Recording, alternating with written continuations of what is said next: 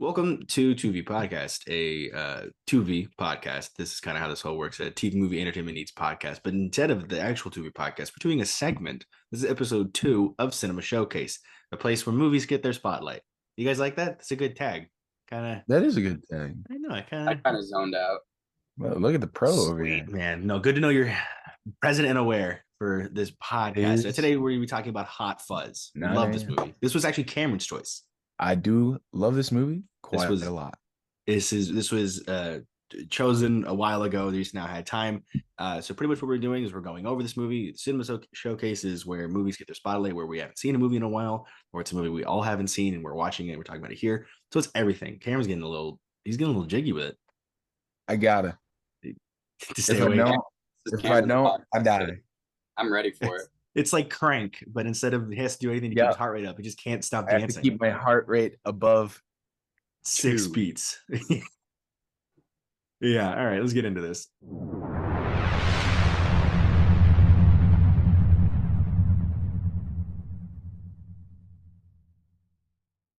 So Hot Fuzz, what does it stand for you guys in the Cornetto trilogy? The best. Easily. The best. Colin? Mm-hmm. I'm going to be a little bit controversial. Their Cornetto trilogy is, did I say that right? Yeah, the Cornetto. Cornetto.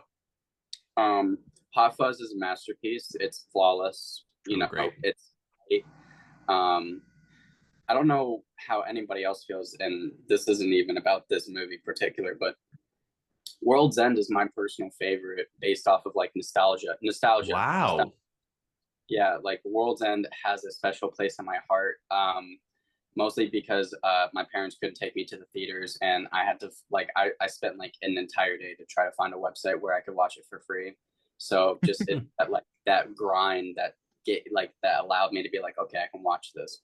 But we're talking about that. But Hot Fuzz is like number two. I asked you about the Cornetto trilogy, so that's part of it. And it's weird because then my favorite is Shaun of the Dead. Oh, so, wow. We all have a different one. Okay, that's cute. We are the Cornetto trilogy. Wow, we're the physical embodiment of it. So you know Dylan James, right? Yeah. Dylan today, when he's in the Marines and he has his head shaved, he looks exactly like Simon Pegg from really? Hot Fuzz. And wow, so he looks like this? He literally looks like that. Oh, and look at that. Half the time when I hang out with you, I swear you're Nick Frost from Hot Fuzz or Shaun of the Dead. And that's a huge compliment because everyone loves Frost. Like that's it's not an insult at all. It's I know. I think he was funnier in this one than he was in all the other ones. Is it just me? Like I think this one, Nick Frost is funniest. Nick Frost was like the serious guy in World's End until he started drinking, and that's when like the gags go in. But enough about me. Like I want to hear you guys talk about Hot Fuzz because So I do got a little bit of a notes page here. I kind of want to go over. So the movie Hot Fuzz, of course, this movie is a fantastic movie. It's a really, really good, I'd say, police crime drama. Very funny. I know drama was just the kick out word. Super funny police comedy. My brain. So buddy cop plot. It's so buddy cop. Love it. It was released in 2007. The director was Edgar Wright, as we all know, which is going to be carrying on to something else. Writers were Edgar Wright and Simon Pegg, starring Simon Pegg, Nick Frost, and briefly, this is the top 3 that has Martin Freeman, which is in the opening monologue, the opening scene, and as well as a few fun little surprise cameos with Bill Nye, Stephen Coogan, and a third one I'm going to kind of save to talk about something. I think we all know the third one. I'm going to kind of just save it kind of towards the end. A synopsis for those who may not know, because this movie, this whole episode, spoiler warning. We're going into it. We're going into everything. Here you go. A skilled London police officer, I actually said cop, police officer, after irritating superiors with his embarrassing effectiveness, is transferred to a village where the easygoing officers object to his fervor regulations as a string of grisly murders strikes the town. I was trying to get the whole little... Colin, be disappointed all you want. I had fun with this. Quick question, little trivia thing all around. How much do you think it was made? In pounds, not U.S. currency. I do have the estimated transition. At least 2. At least £2? Yeah. Okay. Colin, what's your estimated budget for this in pounds? 1.5 pounds. Okay. I don't know. You know, like, okay, it's 8 Wait, so hold million on, wait, but pounds. before I It's answer, 8 million pounds. The budget for this movie is 8 million pounds, estimated around 10,062,120 bucks for US currency. That's okay. pretty good. That's pretty Not that bad. It's really pretty good for what it effective is. budget. Very good budget, with an opening of 5,837,000 in the US dollars. Total gross of US and Canada was $23,637,265, and gross worldwide was $80,743,336. So to they say it was definitely, a success, yeah, they made their money back. they made their money back easily. I mean, 8 times over, which is very good because this movie absolutely rules. And also, I don't think anybody, I don't, it's a weird assumption, but like, even though Edgar Wright is like a genius and a mastermind, but like Simon Pegg is a huge collaborator with Edgar Wright. Yeah, Like he makes, like he helps make like the decisions, you know, as what like going like, you know, and you definitely see that with Shaun of the Dead, Hot Fuzz, and even World's End. Like, I think, did Simon Pegg get a writing credit on I this? think he co-wrote every movie in the Cornetto show. For this movie, at least, he did get a Perfect. writing credit. Absolutely, he did. And actually, out of the Cornetto trilogy, it is number 2 in the highest of the IMDb scores, with Shaun of the Dead with a 7.9. This is 7.8, and World's End with a 6.9. I think World's End gets a really bad rep. I think it does. It is very underrated. It's not that bad. It's not 6.9 bad. It's not even bad in general. It's not bad. It's not bad, but it's so not good. that bad. It's not 6.9 bad. That's why you never use IMDb as a good gauge for film No, criticism. I'm only just using it for trivia here, so Yeah, couldn't really. Yeah, there's some of the stuff I can kind of go into near the end, but overall, I mean, so we all rewatched this movie for this because I don't know when the last time you guys watched it, but It didn't even feel like a chore. No, it's so fun. It's so fun. It's just a funny movie. Like, I love the opening shot with Simon Pegg, and the door is already open, but he's like 10, not even that feet away. It's like a 2-minute walk, just pure clocking. That was some like ASMR hearing the footsteps. It like was nice. Slowly. Nice. Yeah, Kevin, what'd you think? What's your favorite thing about this movie? I mean, it was your pick, so I think my favorite thing about this movie is that it's such like a tightly written comedy movie that uses visual comedy in a very effective way, and it's just a love letter to every action movie ever made. And absolutely, like, I love that every like line, every joke has a callback later on in the film. Every time I watch it, I catch something new. Yeah. Like, it's just effective, funny. I think it's not a parody, it's more of a pastiche. Yeah. It's good. It's good stuff. It's good stuff. Absolutely. And also, it gave us the age-old question of Point Break or Bad Boys 2. Yeah. Which one first, of course. Yeah, which one do you want to watch first? So good. Which one do you think I would like? No, which one do you want to watch first? No, that's what Simon Pegg says. Is like, I know, you know, but I thought you were completing He was completing the quote. I was kind of completing it, but I was making sure that like we got Simon Pegg's line in. Yeah, swing and a miss, buddy. Yeah. We try. we gotta move on with some stuff. We gotta keep the energy flowing here, boys. We're dipping a little bit. Favorite bit in this movie? Early in the morning, James. Hey, this is how we do It's this. very early in the morning. That's how we do it, guys. Favorite bit in this movie? Colin, go. My favorite bit in the movie was the theater. Like when like Simon Pegg and Nick Frost's character is in the theater, and like the play is getting worse and worse, and it's so quick, but like Simon Pegg's like Yeah, it's like Edgar, like he knows slapstick comedy, like I physical comedy, I don't know how you call it, but if he has like a good team behind him, like you can make some of the dumbest and silliest things that are so hard to pull off in modern day. Like if you have the right person with the job or the right director And it's obviously a collaborative effort, because I know that Edgar Wright isn't the only mastermind behind all of this stuff, because you get like small little like hints and breadcrumbs, like what Cameron just said. It's like every time you watch that movie, like you notice something new every time. Like you literally, like, in the dressing room, like you see like the mannequin with the head decapitated, which is like foreshadowing of like decapitated. It's just Didn't those catch small. that. What's up? What? I said, see, I didn't catch that. I've never Yeah. got Yeah. No, the Yeah, mannequin like thing was definitely a new one for it's me. literally a single like frame. If you miss, like, it's a hitter. Like, if you don't notice it, you're never gonna see it. But Edgar Wright and Simon Pegg and everybody else, even like their production team behind it, like they love little, like, Edgar Wright's such a huge fan of, like, letting everybody know what his movie's gonna be about within like the first whatever seconds, or blah blah blah, or like even giving you small like cues here every now and then. And you think that, like, it's just like a throwaway line, or just, it's too obvious to be true, but like it is, but like on a higher level. Yeah, and that's the thing. That's the third surprise cameo I really wanted to come back to, was Timothy Dalton literally admitting in the first second we get to meet him that he's the bad guy. I'm a slasher. I'm a slasher. I'm a savage killer. Yeah, I must be stopped. He's like, of prices. Of prices. It's so good. And I don't know why. Is it just me, or does Timothy Dalton kinda look like Daniel Day-Lewis? In this, I can see. Yeah. Not in the James Bond movies. In this movie. In this movie alone, I was, when I first watched like it, the mustache, the black hair. It's very. There will be blood of him. Yes, that's the one I'm thinking of. Good, thank you.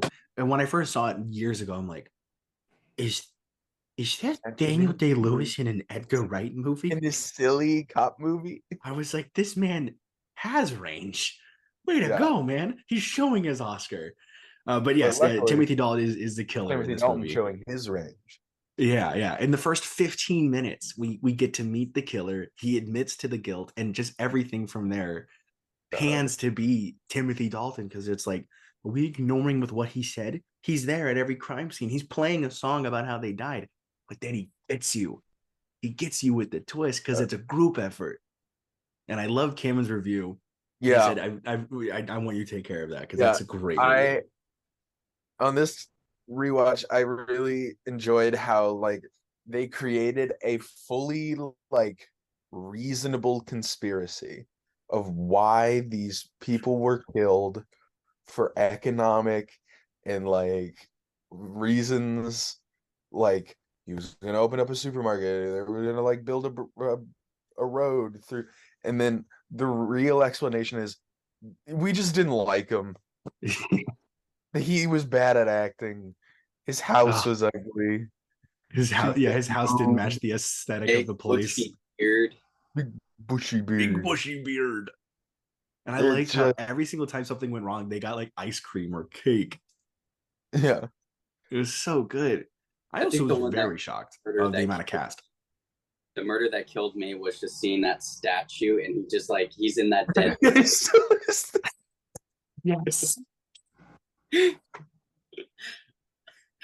Like, real quickly before James, like, you move on, I do want to ask you guys, this was a question I wanted to ask y'all. When was the first time you watched Hot Fuzz? Ooh. I think I was, Cameron, you went to this? I got to think about it. I think I was like in 7th grade. I was gonna say 7th or 8th grade. I remember being sick. Yeah, I just remember like that was when I was getting into film, and like I just heard the movie come up a lot, and I think it was on Netflix at the time, so I just like threw it on. It was on Netflix for the longest time. That's how I first watched it. Yeah, I think I watched it on Netflix. And then I watched Shaun of the Dead, and then I watched World's End, and then I watched Scott Pilgrim, and your third eye was awoken. Every other movie he's made, I've seen in the theater. God, I don't think I have actually seen an Edgar Wright movie in the theater. Now I think about it. Man, Baby Driver goes hard in a movie theater. I know. That's the one I really regret. And that actually will actually be answered in the next podcast. You guys go check out in episode 19.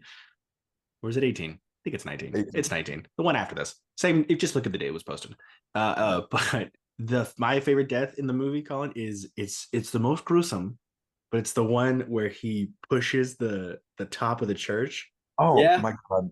It's only my favorite because of the shock value. It's like I forgot that was in the movie. It's so gross. And I was watching that at school, and I just was like, this is not in the movie, but it's so. That was like my first encounter with like gore as a kid. Really? Yeah, it freaked me out. Sure, yeah, it freaked me out, but it's just so like the reason why it's my favorite is because it's just so like perfectly played with the suspense and the fear, and then it's just It's crushing. also like a freaking cartoon. Yeah. Yeah. It had like the boys level of like, you remember in season 3 when like that girl, she was gonna jump, but then she didn't decide to jump. Yeah. And when she The like opposite Superman just panel. flatted like a balloon. Like it just the reverse Superman panel of the boys. That's Homelander's Superman. Like it just had that level of like whimsical like gore and explosion. Like Edgar Wright. Whimsical is a unique word I'd use. It definitely is whimsical because Edgar Wright has a level of like, he has a horror bone in him, which is definitely shown in Last Night in Soho. And like I never did. I forgot that the movie came out. Was that any good? Yeah, I liked it a lot. It's fun. I thought it was good. I mean, probably- it wasn't amazing, and it's definitely not my favorite Edgar Wright movie, but it's definitely, it definitely, it's worth the watch. Yeah. Yeah, I hear you. All right, it looked like a good one. I like the cast. I mean, cast was stacked. There's like these. My favorite part of that movie. There's like these dancing scenes where Anya Taylor-Joy and Thomasin McKenzie just keep switching, and it's like seamless. It's crazy. It's really cool. Yeah. Just some notes I made during this movie. I don't know why, but I loved the mumbling gag that they did for both of those characters. Bob Walker, and then the old guy from Game of Thrones.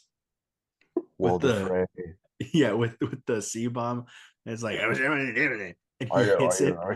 And he hits the thing, and you hear all the clinking, and they have to run out of the place. And nothing happens. And they're like, oh, it's a dud. He goes, yeah, you're good. And just you keep kicking it. It's so funny, dude. I love when they're like, it's deactivated. He's like, deactivated. That gag. It's so good. And then Nick is like, oh, they get fucking, and just straight up soccer kicks it. That's so good.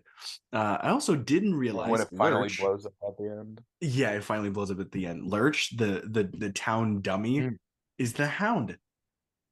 Yeah, I watched this before I watched Game of Thrones, and once I realized that the Hound was Yarp,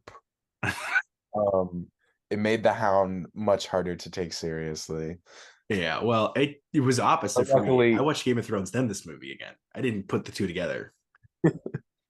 Yeah, I didn't realize that Yarp was the Hound.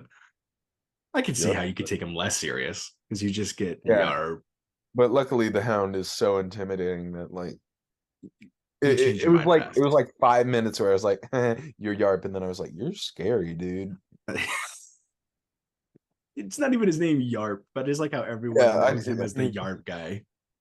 Or even the swan bit where he's like, can you describe the perpetrator? It's like, well, it was about 2 foot tall, orange beak, long neck. Like any other features? He's like, it's a swan. And then it's this one that's becomes like an ex machina at the end of the movie. It becomes a saving grace. Yeah, crashes the car. It's so good. And apparently it was swan's like wings apparently strong enough to break a person's arm. That's what I remember reading.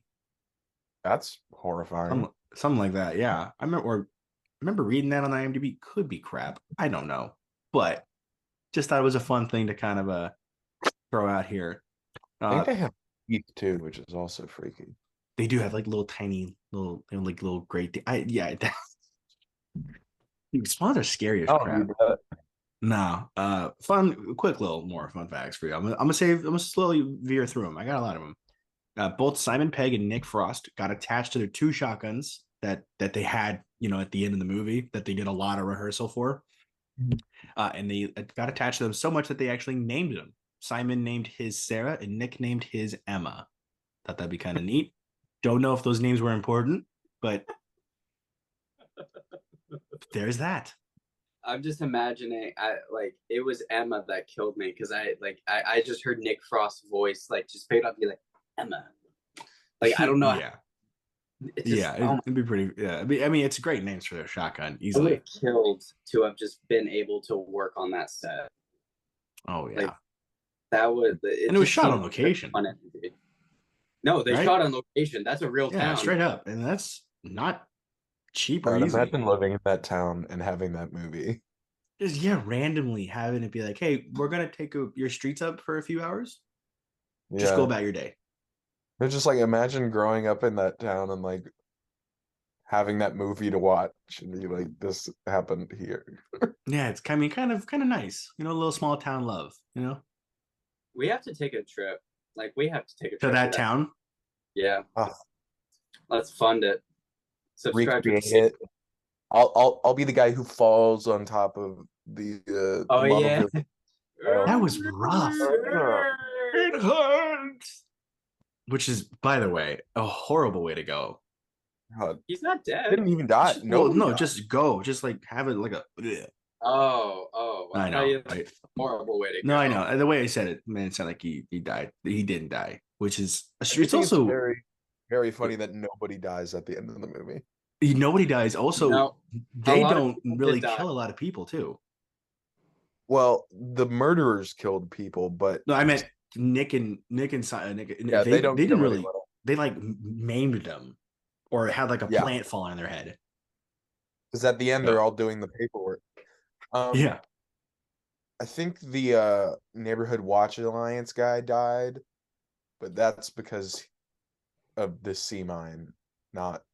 Oh well, yeah. I think once a sea mine goes off and it takes away the whole building, you're with it.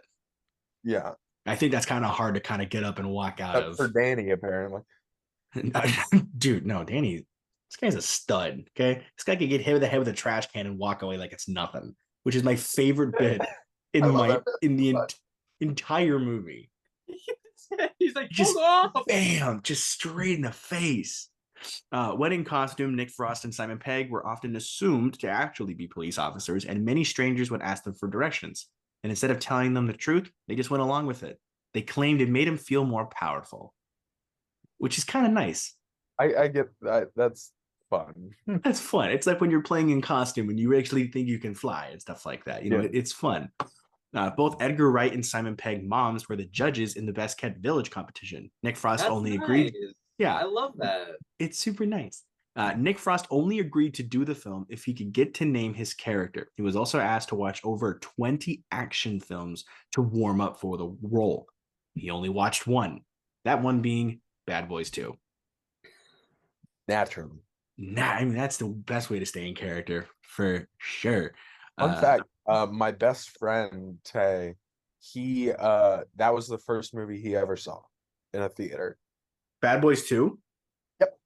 As a small child. I was gonna say, he's our age, isn't he? Yeah. And then he got a pretty good initiative to how life works.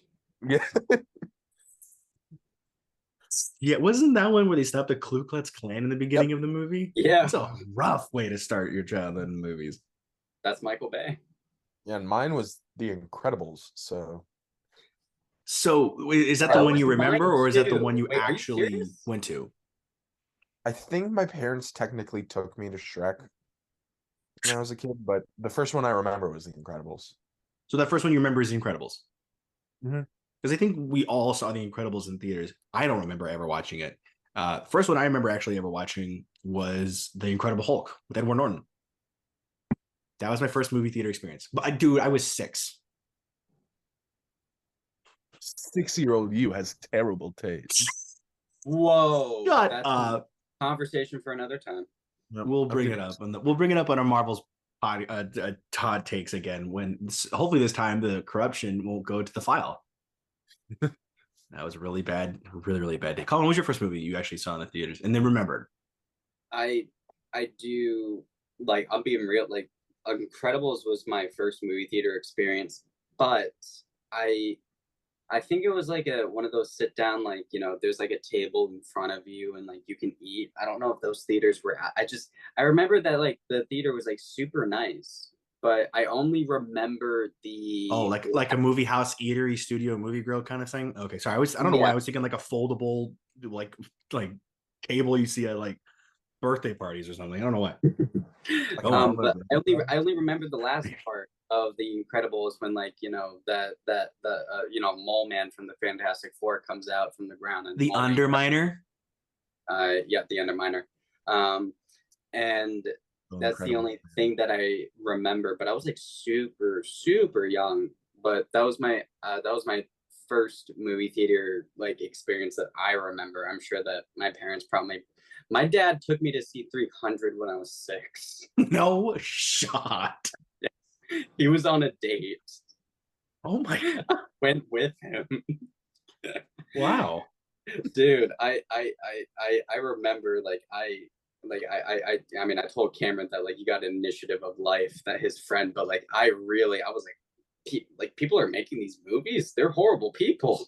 Because like I'm seeing him go like, "This is Sparta," and then kicks that guy into the ledge, and I'm like, "Is he okay?" Thought as like a little kid, you're like, "Daddy, are they really killing him?"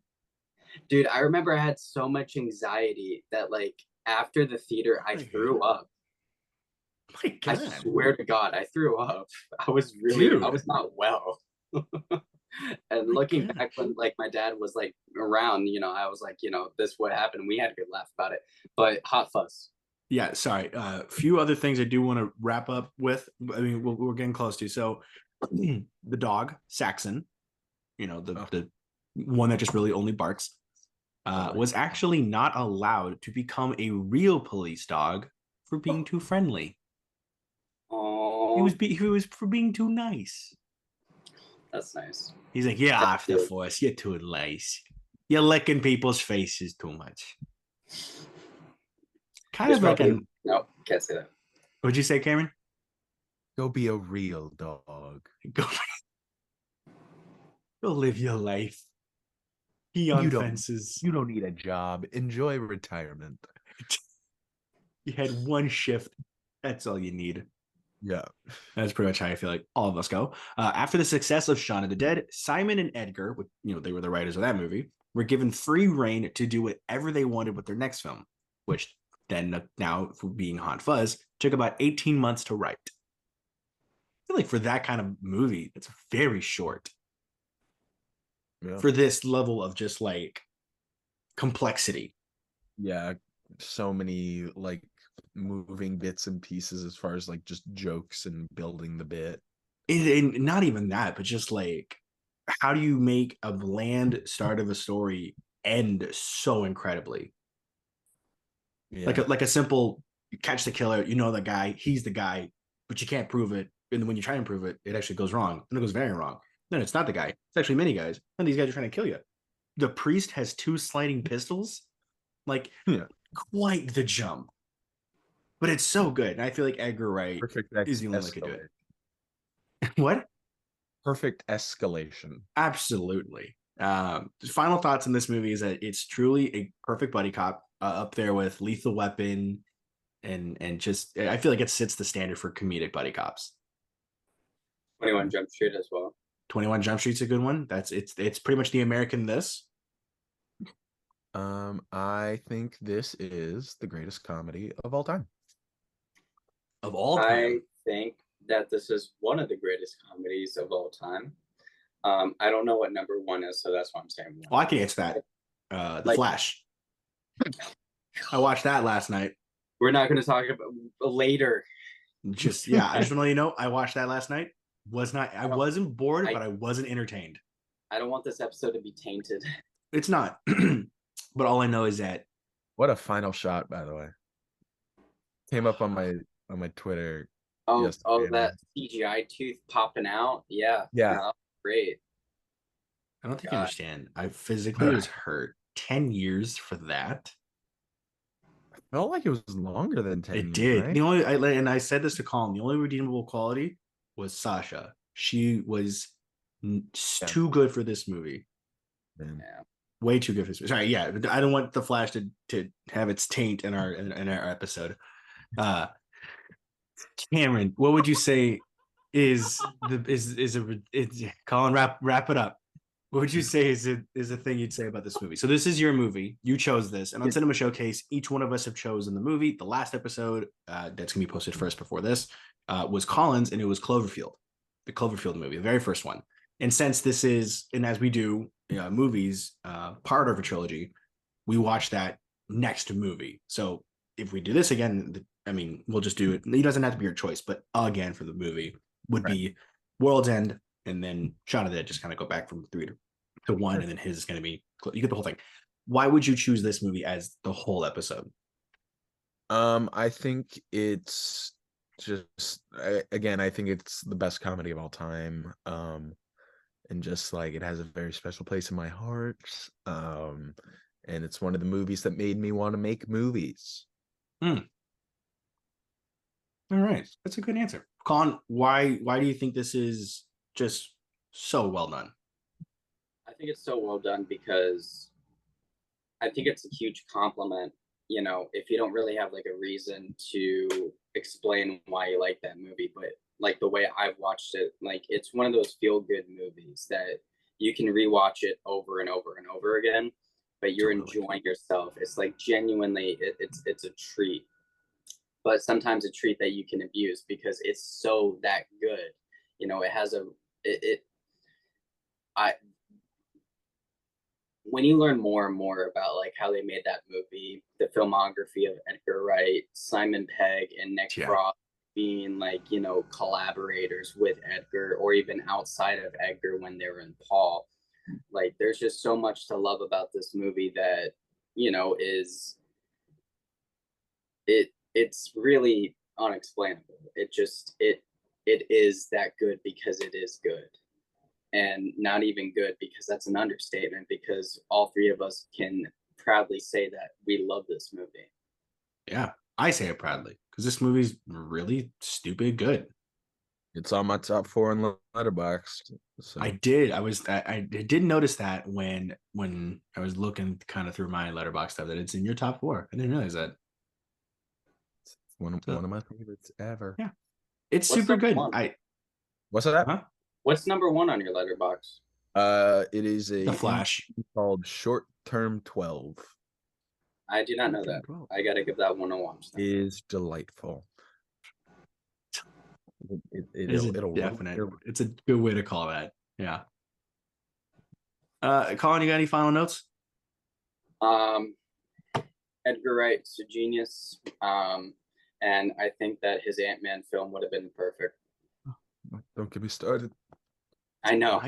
I keep forgetting he was supposed to direct Ant-Man. He was supposed to direct it, and they used some of his scripts, which I felt was kind of weird. Like, and they used Paul Rudd. He was responsible. We would have lived in a different, probably better world, more happy world. You gosh, have you guys the worst time? Have you guys recently watched that test footage of what Edgar Wright did for the Ant-Man movie? No, I didn't know it was out. No, like you can find it somewhere online. Like it looks like a different movie. Like Karen, really... what was that thing you were saying a second ago? What? You just said something a second ago. Yeah, I interrupted you. I'm sorry, buddy. It's all right. No. Ant-Man. Move on. Okay. It's a sore spot for him. Yeah. It hurts my heart to think about. It does. Yeah. I think the movie could have been fantastic. And not that Ant-Man is bad now, but I just think, you know, in scale of what it could be, would have been really good. I think we would have gotten well, hold on. You said he's responsible for Paul Rudd in like a bad way? No, like he's who got him casted. Okay. Just want to make sure. I'm like, that's not in a bad way because Paul Rudd's perfect for Scott. Just want to make sure. Yeah. So if you guys are interested in watching Hot Fuzz, it is currently on Max. It's on HBO Max. But I'd say it's also probably at your local DVD store, whatever that be. You can buy all 3 of the Cornetto trilogy in one box now. I got it on Vudu. I got all 3 of them on Vudu. I have a physical media. That's how I roll. Do you think you're better than us? Yeah. Yeah. Oh yeah. I got Actually, physical yeah. media. I can. By the way, if your thing's up, but Colin remembers this. Do you remember when I bought the complete Office series when we were in middle school? Yeah. And everyone's like, "It's on Netflix. You can watch it on Netflix." Guess who's laughing now? Yeah. I can watch it whenever. James was thinking about long-term. I was thinking like goals it's for not all going to of be us. on there forever. It's going to get more expensive. I also have the complete series of Friends.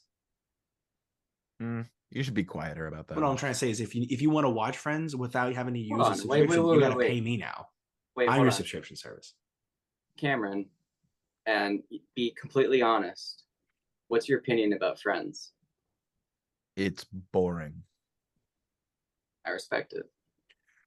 I mean, I used to be a big Friends fan.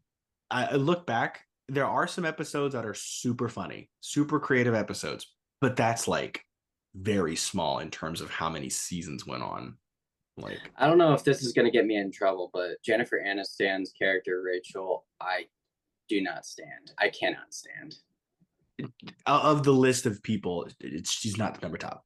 Like, I'm not saying Jennifer Aniston as a person, she's a sweetheart in real life, but her character, it kind of ruined it for me. Have you seen the SNL skit where it's like Jennifer Aniston always sounds shocked as Rachel? It's so funny. There's like a collab. It's like a collaborate. It's a compilation of all the moments where she goes, "Oh, oh." I've never noticed how often she actually does say.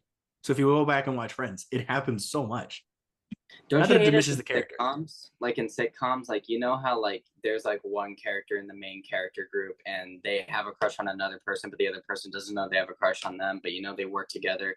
But then when That's they the whole show.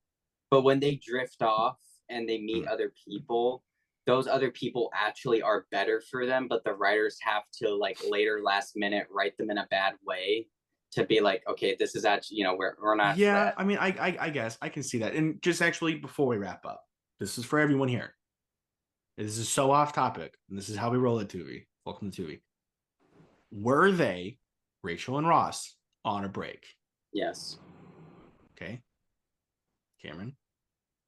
I think they should just get away from each other. They don't seem to be. So that's yes? I think they need to get a restraining order against each other. Okay. So that's yes, I'm assuming. I think it's a hard yes. Sure. Okay. I kind of agree. I think they were on a break. Did Ross act right? No. He should have taken the night off. He should not have gone out. So no one's perfect. It wasn't planned though. It wasn't like a targeted attack. Well, I know, but still, like he shouldn't have. He still shouldn't have like gone out with that girl. Like I don't know. I don't know. It did. I remember you just started randomly posting all of the DreamWorks actors with their characters side by side. Yeah. It was like it's the greatest images. Era of promotional material. I do kind of miss that. I would love to see like actors with their CGI Marvel DC characters do that. What is he doing? What's he doing? Like who's the guy that played Darkseid? Who's the guy that played Darkseid in Zack Snyder's Justice League? I don't know. Colin, I was kind of counting on you. I know. I have it in my head. It was like Ray or Ray Porter. Ray Porter. I would have loved to see Ray Porter and like Darkseid playing like patty cake or something in those kind of promotionals. Josh Brolin and Thanos doing an awkward prom photo.